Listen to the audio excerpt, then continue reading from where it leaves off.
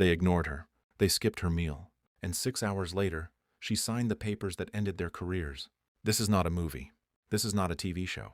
This is the story of what happens when the most powerful person in the room looks nothing like what people expect. Ava Coleman was 34 years old. She had built one of the fastest growing aviation companies in the country from scratch. No inheritance, no rich family, just 10 years of brutal work, sleepless nights, and deals that most people said could never be done. She owned Stratus Air, every plane, every route, every seat, including seat 1A on flight 917, the very seat she was sitting in that day. But none of the crew knew that, and that changed everything. Ava had been traveling for 3 days straight, back-to-back meetings in 4 different cities. She was exhausted. She boarded the flight in a plain white button-down shirt and dark trousers. No designer logo, no assistant walking behind her, no one announcing who she was. She just wanted to sit down, eat a warm meal, and sleep. She took her seat in first class. The cabin was full. Business people, a few celebrities, all of them dressed to impress. The flight attendants moved through the cabin smoothly, smiling, pouring drinks, offering warm towels. Then they reached Ava.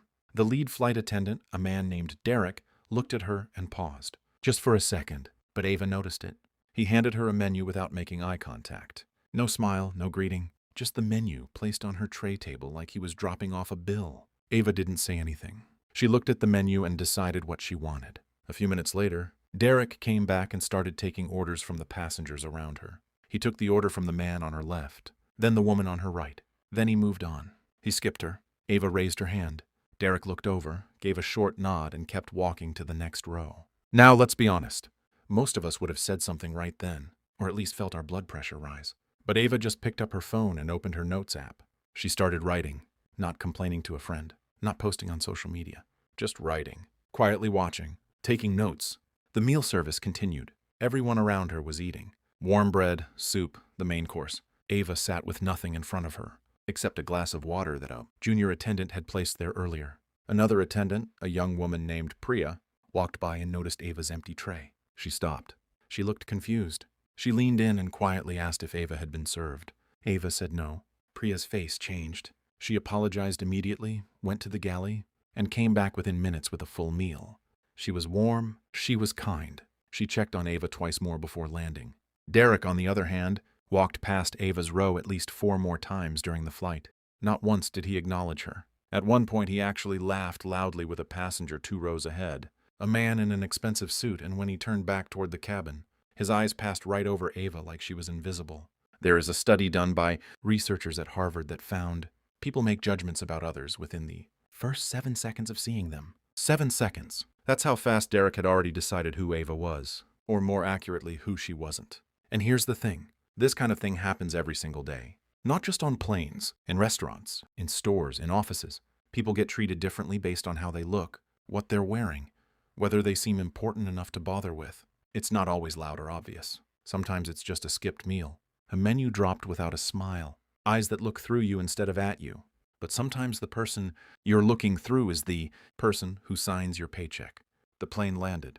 Ava collected her things, walked off the flight, and went straight to her next meeting. She didn't storm off. She didn't call anyone dramatic. She just landed and did her job. 3 days later, back at her office, Ava called a review meeting with the head of cabin operations for Stratus Air. She pulled up the book, flight records for Flight 917. She cross-referenced the crew names.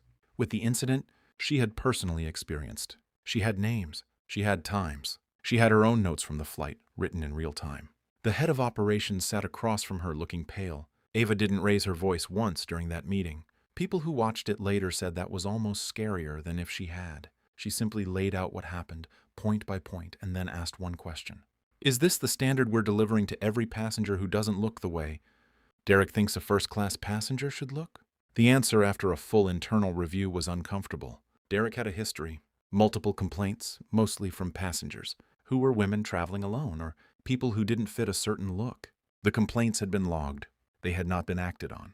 Within a week, Derek was let go. 2 supervisors who had ignored the previous complaints were reassigned.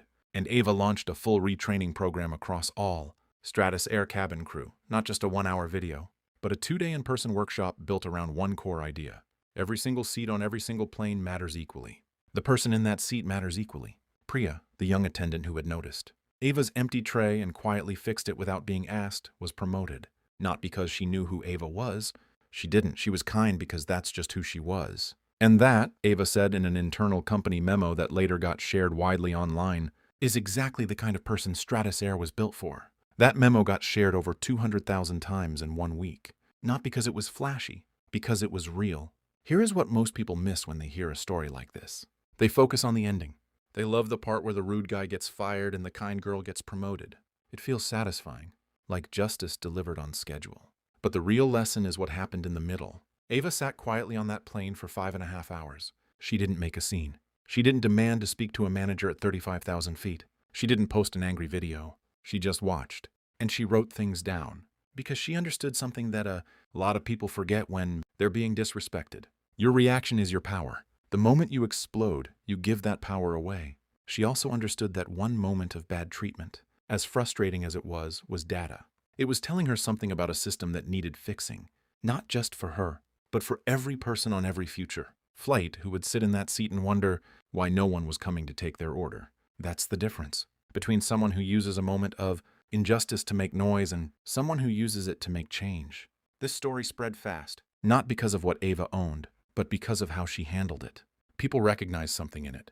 The feeling of being looked past, underestimated, dismissed, before you even open your mouth. And people recognized Priya too.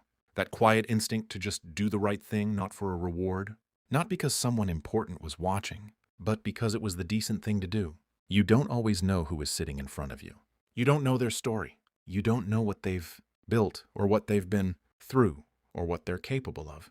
Treat people like they matter. Not because they might be powerful, because they are. That story right there is playing on screen.